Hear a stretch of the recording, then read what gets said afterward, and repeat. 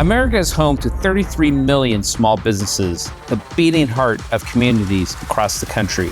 And proof that the American dream is still alive.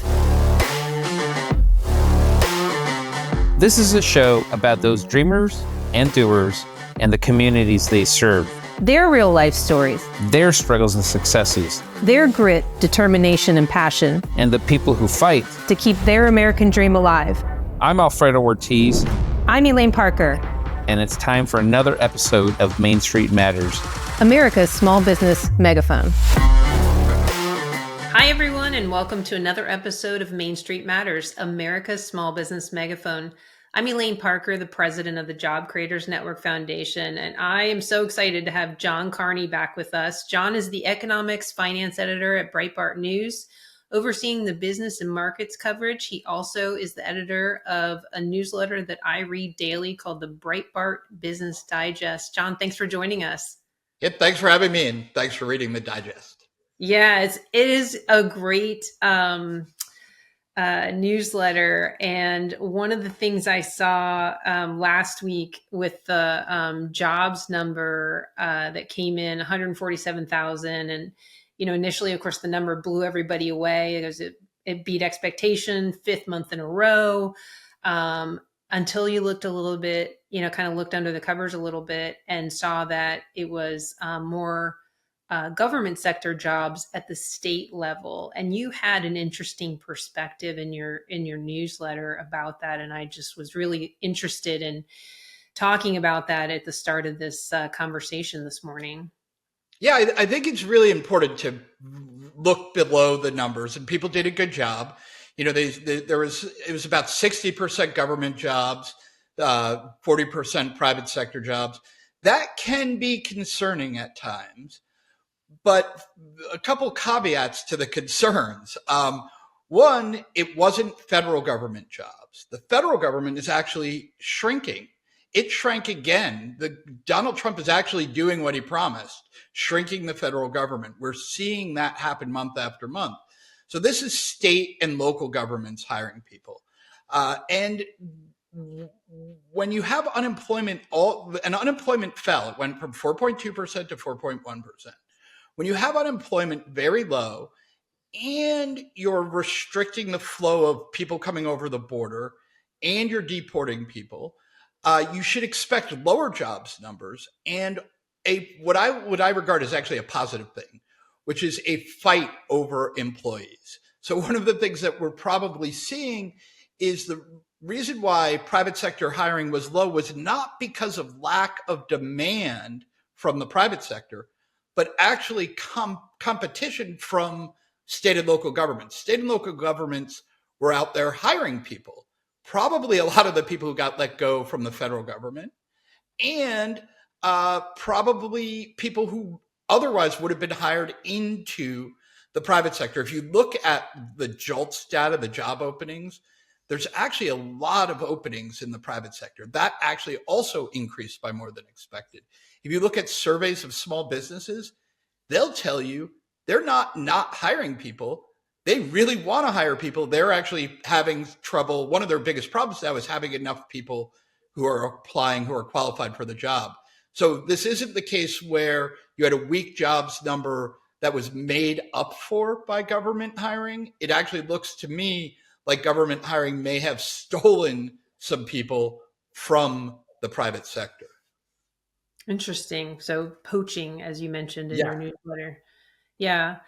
Well, that's helpful. I did a little research too, and I was looking at sort of that theory of some of these state governments doing the hiring, and I found that it was blue states mostly. It was like Pennsylvania, Illinois. Those are the states that are kind of they are still flush with cash from COVID. And it's an opportunity for them to pick up people who are used to working in, the minutia of government. But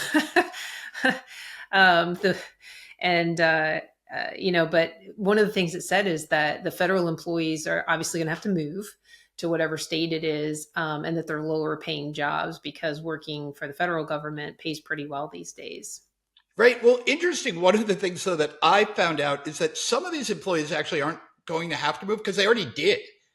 Remember these videos that we've seen where you had guys like Bill Pulte walking through the FHFA office and there's nobody there because they already moved back to where they were from.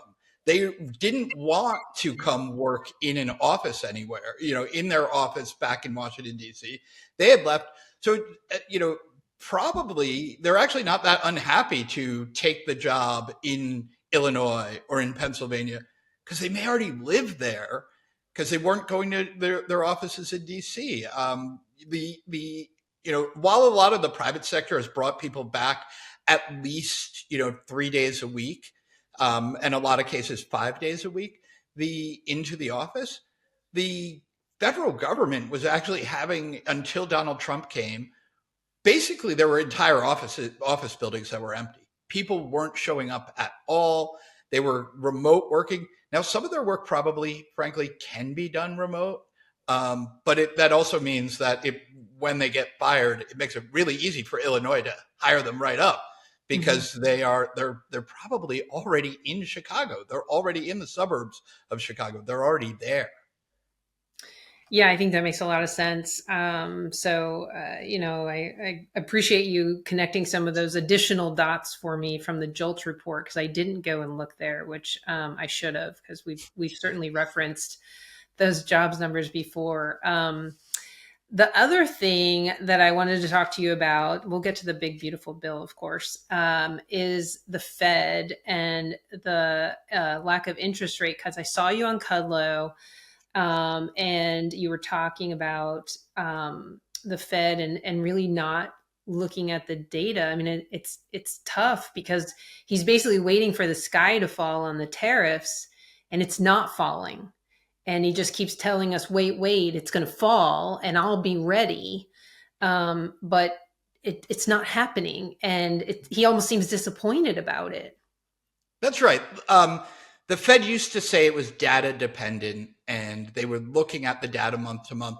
Now they insist that, yes, the data says that they would be cutting, but they are now in data denial because they are looking forward to they've projected basically that tariffs will cause inflation, even though the data keeps coming in month after month showing no inflation.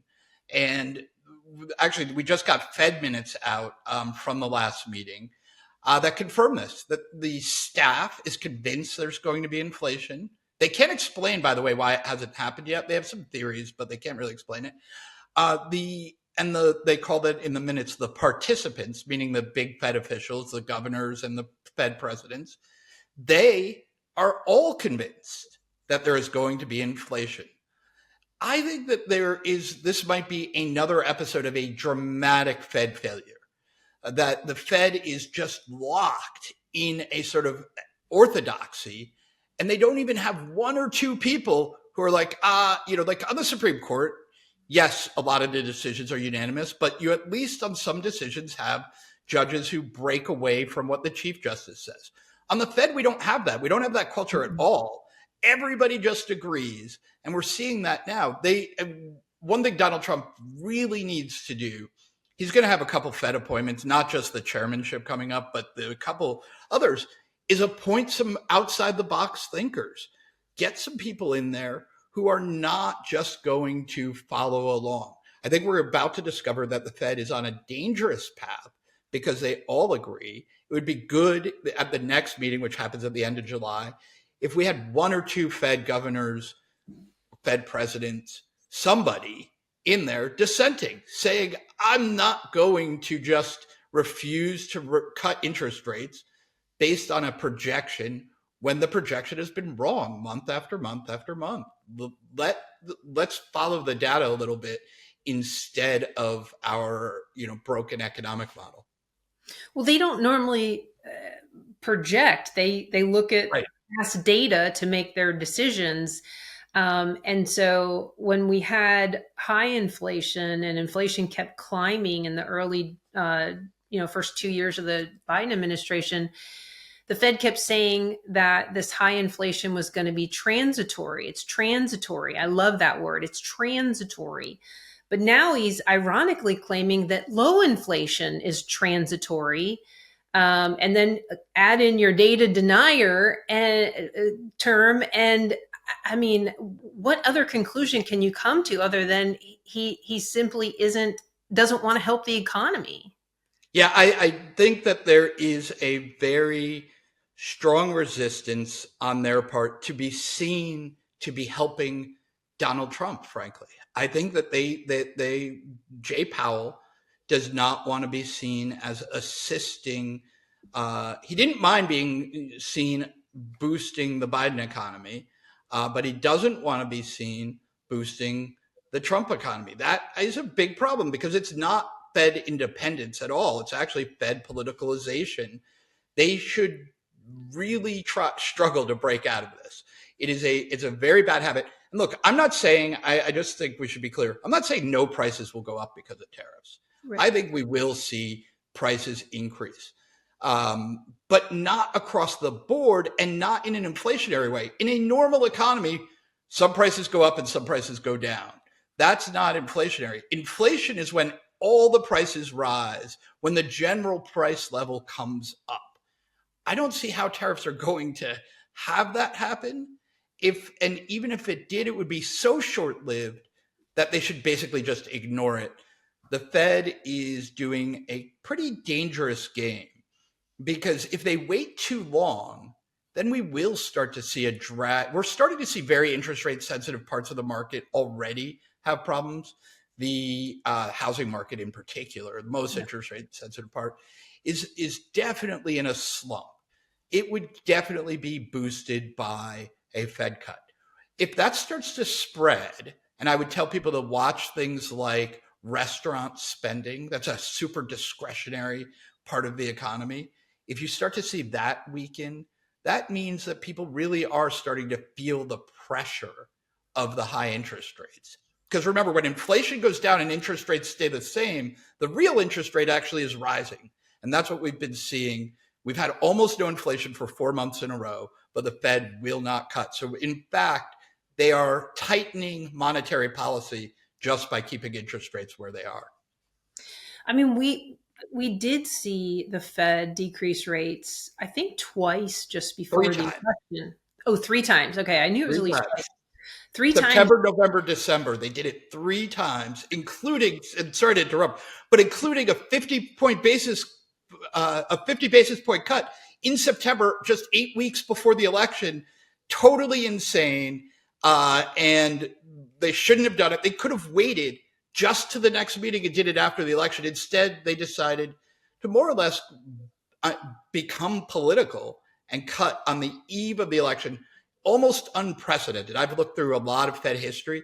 They do not cut they've cut before elections, but they never cut for the first time right before an election. That was what made it so extraordinary. Well, and talk about data denier. I mean, the inflation levels were still more than double their sort of happy rate, which is about 2%. I mean, we weren't at 2%. It was at least double, if not more than double at the time they cut. So that didn't make any sense to us either. Granted, we all welcome lower interest rates, but it didn't seem like a logical time to cut the rates, whereas now seems very logical. And here's the thing.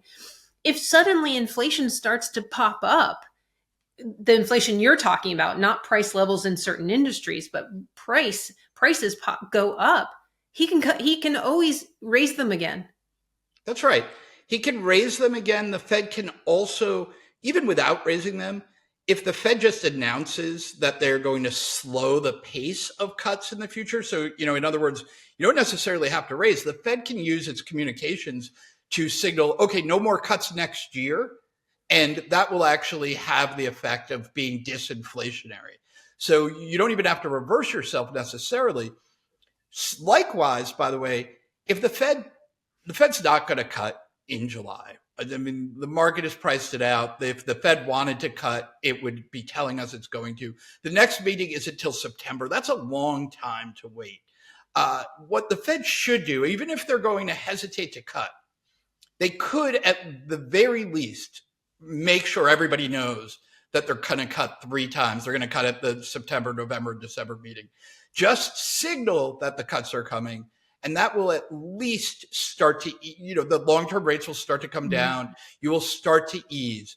Right now, the problem is the market just is starting to worry that the Fed is just going to keep holding off any cuts, because it's so convinced that the tariffs are going to have inflation that each new piece of data doesn't change their mind at all. They just say, well, that just means it's going to happen more in the future. It's just going to keep coming.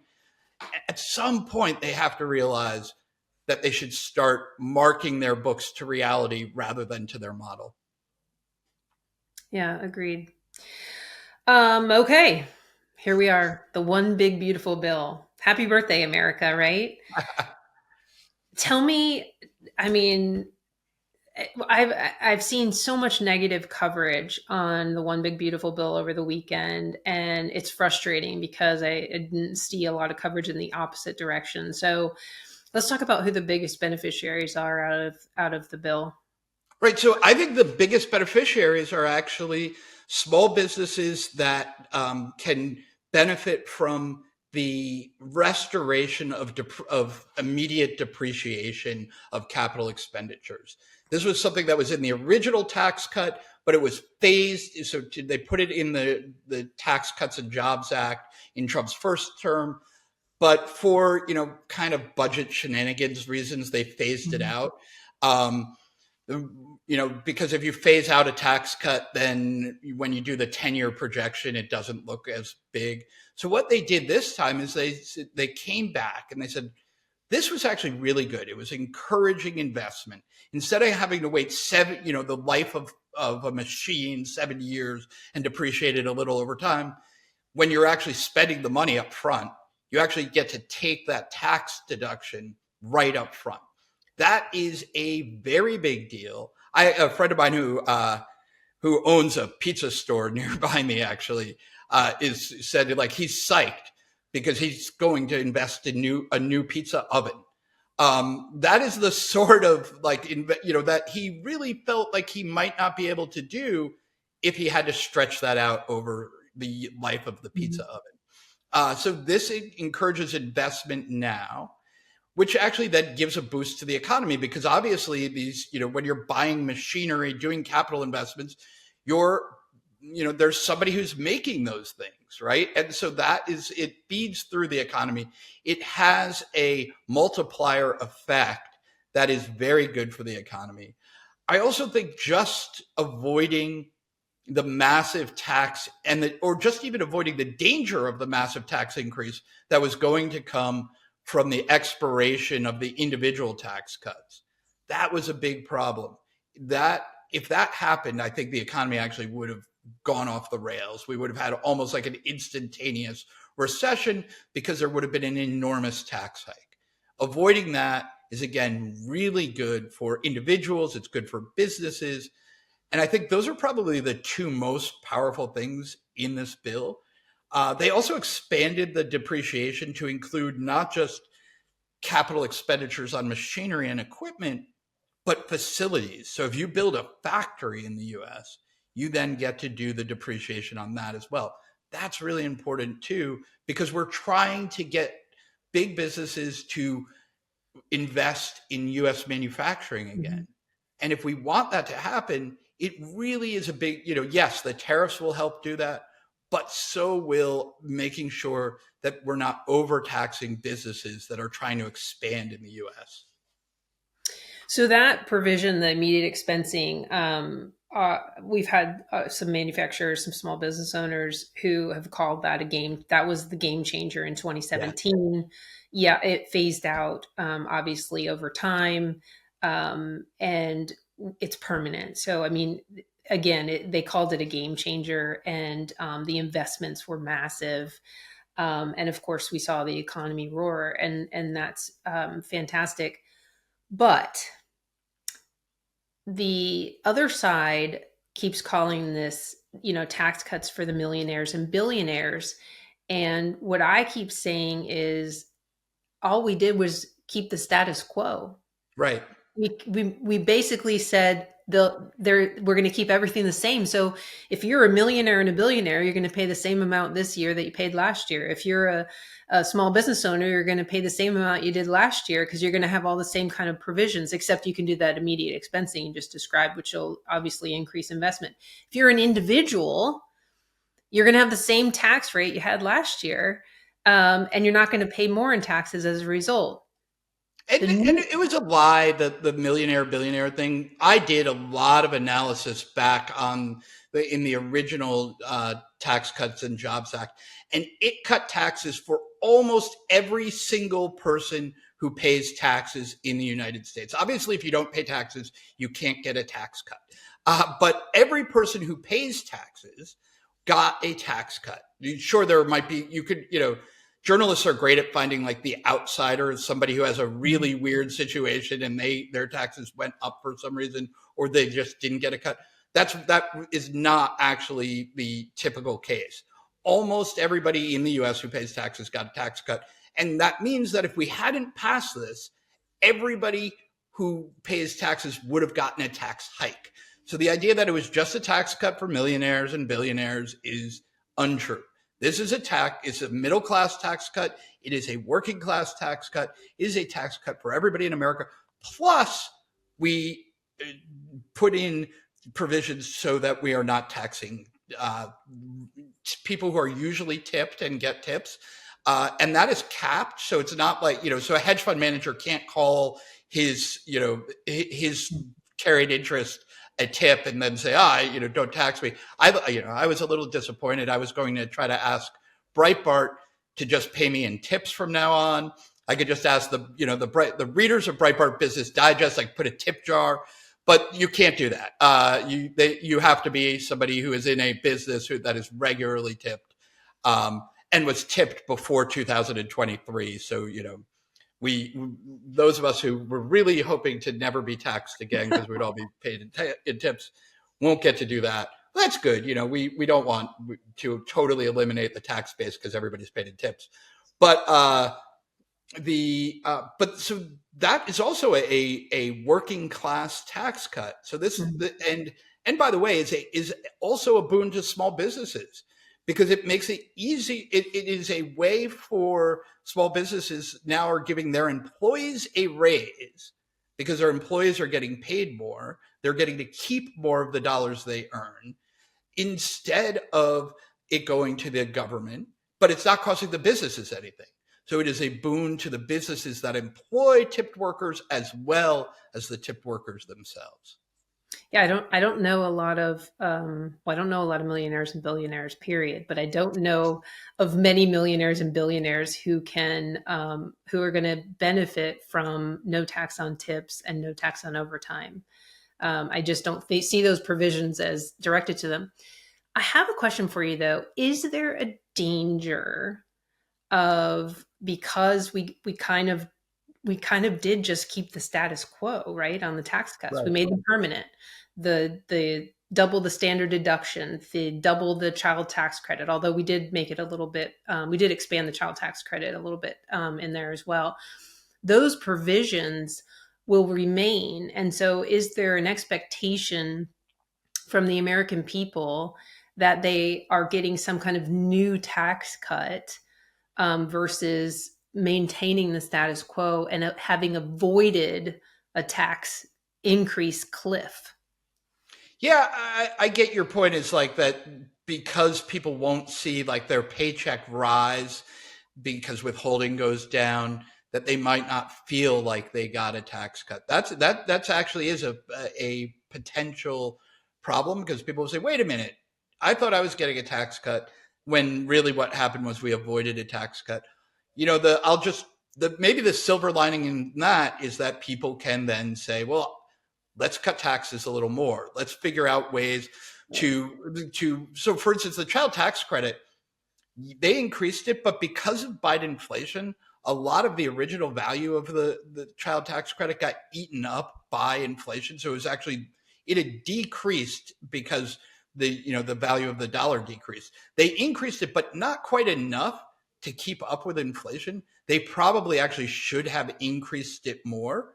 And I think that's something that lawmakers, Republicans, conservatives should look into in the future is making sure that we're not allowing inflation to erase the value of of things like the child tax credit.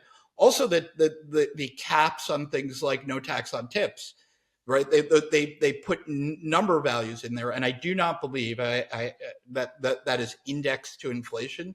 So over time, that will go away.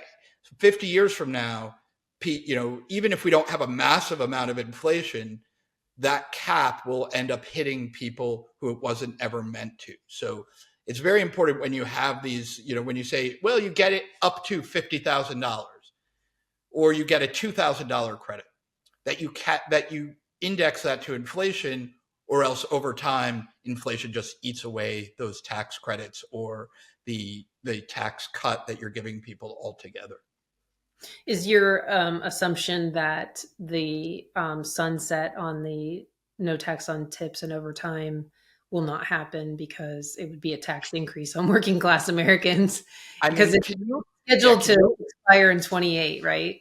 Yeah. Can you imagine being the politician who votes to raise the taxes on waiters, waitresses, bellhops, like you will have an immediate uproar, right? That is a great way to alienate a lot of voters. I imagine, yes, again, it's budget shenanigans. They put it in there so that when the CBO scores something, and people should mostly ignore 10-year budget like outlooks, because the idea that like we know what the economy will be like 10 years from now is just made up. Nobody has any idea.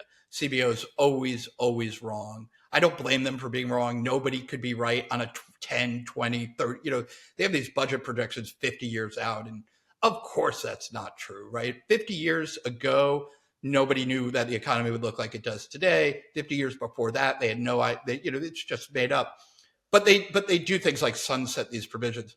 I think that this will almost certainly be extended. And when they do extend it, hopefully they then index it to inflation, so that it becomes not just permanent part of the tax code, but also a permanent part of permanently valuable to the people who get it. Yeah, I agree. I've seen a lot of criticism out there that, oh, well, it's only for 3 years, but exactly what you thought. There's no politician that's ever going to vote to increase that tax again. They're safe. Tell it. You imagine being like, we're doing a massive tax increase on your overtime work. That's just going to cause a populist uprising. People are not, that would be a great way to lose every vote you possibly can. So I don't think, I think that those tax cuts are safe. And I actually think this is a good way to get a tax cut in place. Like, yes, I know I called it like budget shenanigans, but it is a good way, get it in place, and then we can fight to keep it, right? Like it is a wedge. You get it in there, and then once it's there, then your opponents have to argue for the tax increase in the future. And you get to say, I'm going to fight to preserve it and make it permanent. That's a winning political argument. And it frankly, it means that the only reason they sunset it is so that they can meet these arbitrary budget numbers that the CBO comes up with. Right. All right. One of the biggest criticisms and headlines we've seen from the Democrats, from the mainstream media, and they're all singing from the same song sheet, is the Medicaid cuts. 16 million people are going to lose their health insurance automatically. It's as if like tomorrow they're going to be cut. And we went and looked at the so-called cuts, and it's Washington speak in terms of cuts. I mean, nothing ever really gets cut, right? Right. What they did was they slowed the growth. The spending is actually still going to increase on Medicaid, and we're still going to be well above pre-COVID spending levels on Medicaid. We simply slowed the increase a bit. Help explain some of that, because I feel like the White House and Capitol Hill hasn't done as good a job at helping people understand what's really happening and why it needed to be done. Yeah. So first of all, ironically, even though this is something that Democrats have been attacking, it comes from one of the most popular parts of the bill. When you survey people, because to explain what that is that we are putting a work requirement on people who are able-bodied and working age, right? So not children, not very old people, not people who are sick, but if you are a working age person and you want to collect, nobody's being forced to get a job, but if you want to be able to be part of a free government healthcare system called Medicaid, that I also just want to say that's not Medicare. There's no cuts coming for our, like the old age Medicare, the old age supplied Medicare. This is Medicaid, which only goes to low income people. And one of the things we said is, look, you should, if you are able to work, you should be working if you're getting Medicaid. And a lot of the numbers about how many people are going to get thrown off are actually kind of made up. There aren't that, a lot of these people will rationally choose to go get a job. The numbers that they come up with assume that that people like are incapable of registering that they have a job. By the way, a lot of it is actually self-attestation. There have to be checks every now and then, like once a year or twice a year. Mm-hmm. But mostly what people need to do in order to stay on Medicaid is go online or dial, if you don't have a computer, dial on your phone a number, and it'll say like, press 1 if you have a job, and you'll press 1, and that will keep you on Medicaid. So it's not very hard to meet. We have very low unemployment. Look, if unemployment was at 10% right now, I would say it was kind of cruel to tell people we're going to kick you off Medicaid if you can't get a job, because jobs would be hard to get. Jobs are not hard to get. We have very historically low unemployment. 4.1% is very close to everybody who wants a job has one. So what we're saying is, if you want to be on Medicaid, you should, and you are able-bodied and you have no dependents, like you're not taking care of some sick child, or you're not taking care of a child or a sick grandparent, you are actually able to work, you should be working. That's immensely popular. It's not even full time. It's a 20-hour a week requirement, and it doesn't have to be a paying job. You can volunteer for 20 hours a week. So it's really about getting these people out here who are able-bodied to contribute back to society. It's the old saying, you shouldn't get something for nothing. And so volunteering is giving back too. It's not just about going out and getting a paying job. And frankly, one of the most popular presidents, Bill Clinton, is the one who originally put in a work requirement that Democrats all supported. I mean, look, FDR had work programs, right? Like when during the Great Depression, his solution wasn't just hand out money to people or hand out free things. It was, let's put young men to work. So getting people to work is a good idea. One of the reasons it's so popular is exactly what you said. People who work very hard, pay for their own healthcare, don't mind poorer people getting some help with healthcare. They do mind people who are able to work but refusing to, getting free healthcare from the government. That strikes people as morally wrong. And it's, by the way, it's not just that you can volunteer, because you can volunteer. You can also take classes. You can be in training. Even just looking for a job will count towards the work requirement. So if you're going on job interviews, or if you are just doing job searches, and you can document that, that counts. So it is not, we are not telling people, you have to like go work in the salt mines, and like, this is going to be really hard for you. You can meet it in all sorts of ways. And frankly, one of the reasons it is so popular is that most people's moral intuition says, as you said, You shouldn't get something for nothing. You should be contributing. At the very least, be making an effort to make yourself more valuable to society, to yourself, to your family, to your community, by doing job training, by volunteering, by searching for a job. The fact that the Democrats are objecting to this, I think it actually shows how out of touch they are. This is the hands down, the other than the cut on the tax cut for overtime, tips, and Social Security, this is the most popular part of this bill. What about the eligibility, citizenship issues? I've seen a lot of criticism that it's just a falsehood that there are illegal immigrants in our welfare rolls receiving Medicaid, and those that are here under asylum, and it's impossible. This is just a lie. What is the response there? Because if that's true, then what's the problem with saying you can't be on it, right? Clearly, they think that there are people who are on it, who are collecting, because then it'd just be like, oh, no big deal, right? It's just a symbolic thing. We're sending a message. First of all, if that were true, I think it's a great message to send to the rest of the world, to say, hey, if you come here, you will not be eligible to get free healthcare from the U.S. government. That if you're hearing that back home, if the coyote human smugglers are telling you, I will get you into Texas, I will get you into California, and you will get free healthcare, we need to send the message to everybody. That's not true. But it's also not true, of course, there are people who are able, I don't know the exact numbers. I don't think we do, in part because it is, sort of an underground practice.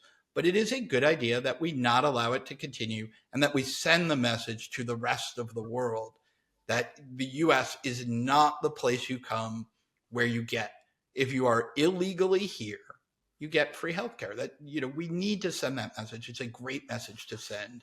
And again, I haven't even seen polling numbers on that, but that's probably even more popular than the work requirement, is no free healthcare for illegal aliens. What about the sanctuary states? Like, California openly says they give health care to Right. The illegal immigrants. I mean, aren't those folks collecting Medicaid? Aren't they on Medicaid? Yeah, of course they are. And the states that say we're actually probably going to end up in a lot of court cases and legal fights about this, because they're going to try to keep doing it. And it's going to be up to the federal government to say, you need to show us that you're enforcing federal law. We have, federal law is supreme in this angle, and you are going to have to show us that you're complying. They are not going to want to comply. You're going to see, these blue states dominated by Democrats say, attempting to skirt the law. We're going to have to get them to enforce it. In part because, look, if California wants to pay for illegal aliens on their own, probably okay with that. The problem is that, yes, states pay for part of this, but a lot of it is federal money. So the country as a whole has a say in how this program works, and they can't use federal money to fund people who are here illegally. It's very important that we make that very clear. Well, I think this is an important issue to talk about. Last question: what is your advice? Because for us, at Job Creators Network, our next focus is going to be selling the win, educating the American public in every way, shape, or form on the benefits of this bill and why it was so necessary and what we avoided, frankly. What is your advice on how we move forward with that kind of message, with what messages we should focus on? Yeah, I would say that to point out that we are going to see a lot of economic growth because of this bill. That, like, the proof will be in the pudding. Watch what happens to the economy, to investment, to small businesses, to employment, that we're going to see the benefits of this. And that is going to be the biggest selling point, right?